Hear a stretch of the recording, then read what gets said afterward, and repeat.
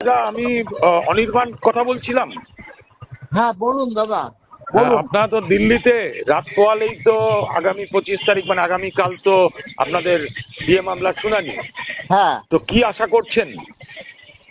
দেখুন, আশা তো করছি, এখন আমাদের যেই বেঞ্চটা ছিল হ্যাঁ সেই বেঞ্চটা তো অবলুপ্ত হয়েছে, দুজনেই অবসর নিয়েছে। হ্যাঁ হ্যাঁ হ্যাঁ। হ্যাঁ, স্বাভাবিকভাবে এখন একটা নয়া বেঞ্চ হয়েছে, আচ্ছা মাননীয় সঞ্জয় কারোল এবং মাননীয় বিচারপতি মনোজ মিশ্রের ডিভিশন বেঞ্চ। আচ্ছা আচ্ছা আচ্ছা। সেক্ষেত্রে স্বাভাবিকভাবেই আমরা আশা করছি এবার হয়তো শুনবে, হ্যাঁ কারণ 14 বার না শুনে এই পর্যন্ত এসে দাঁড়িয়েছে, প্রায় 3 বছর। হ্যাঁ হ্যাঁ। হ্যাঁ, এবার আগামী কাল যদি না শোনে তাহলে কি বলবো, বলার তো আর কিছু না নেই। আপনাদের আমরা তো আশা অ্যাডভান্স করছি। লিস্টে ছিল বোধহয় 90-90 হবে না অ্যাডভান্স লিস্টে? শুনুন, আমরা অ্যাডভান্স লিস্টটার ব্যাপারটা আমরা প্রত্যেক মাসে অ্যাডভান্স লিস্ট বেরোয়, হ্যাঁ ঠিক আছে। এর আগে অ্যাডভান্স লিস্টে 706 ছিল, হ্যাঁ। 45 নম্বর সিরিয়ালে এসেছিল আচ্ছা কজ লিস্টে। আচ্ছা। এবার 95 ছিল, কজ লিস্ট কত নম্বরে? 44 এসছে।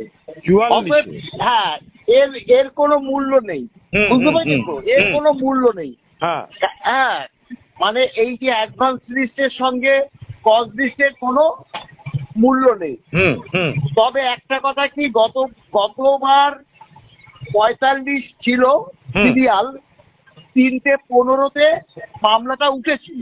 হ্যাঁ এবার 44, আশা করছি মামলাটা উঠবে। সেই পাটিগণিত নিয়ম অনুসারে আমি আপনাকে বলছি। ঠিক এখন সেটা তো না, যতক্ষণ উঠছে ততক্ষণ তো আর কিছু ঠিক। বলতে পারছি না। ঠিক। তবে এই আমি হচ্ছে অবস্থা। এইটুকু বলতে পারি যে আপনাদের যিনি আইনজীবী আমাদের হ্যাঁ। প্রত্যেকের শ্রদ্ধেয় বিকাশ ভট্টাচার্য, তিনি হ্যাঁ। বিকাশ দা বলেছিলেন যে গতবারই বলেছিলেন যে 15 মিনিট শুনলেই মামলার নিষ্পত্তি হয়ে যাবে এবং হ্যাঁ, আপনাদের সেটা- পক্ষে রায় আসবে। সেটা তো বলছি, আমাদের মিনিট 15 যদি শোনে হুম। মামলাটা কিন্তু আশা করছি কর্মচারীদের পক্ষেই চলে আসবে। কারণ এখানে তো কিছু নেই, এখন দুটো ব্যাপার, একটা হচ্ছে অ্যাডমিশন হবে হ্যাঁ না ডিসমিস হবে। ঠিক। এখানে সুপ্রিম কোর্টের তো কিছু করণীয় নেই। হুম, হুম, সুপ্রিম হুম। কোর্ট দেখে বলবে যে না ঠিক আছে আমরা মানে শুনবো এটা, তাই অ্যাডমিশন। তো অ্যাডমিশন এখন 3 বছর মামলা শোনার পর হুম নিশ্চয়ই বলবে না হুম। যে এখন আপনাদের মামলাটা অ্যাডমিশন করে দিলাম। না না ঠিকই। হ্যাঁ, অতএব ডিসমিস হওয়ার সম্ভাবনাই বেশি। আশা করছি ডিসমিস হবে। এখন ঠিক। দেখা যাক, আমরা আশায় রইলাম। না না নিশ্চয়ই আমরাও সবাই শুভকামনা করছি, আপনারা জয়ী হয়ে ফিরুন।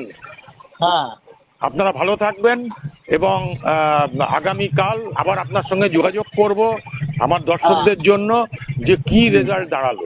আশা করছি একটা ভালো খবরের আশায় থাকবো সবাই। একদম। ভালো থাকুন। ঠিক আছে, ভালো থাকবেন।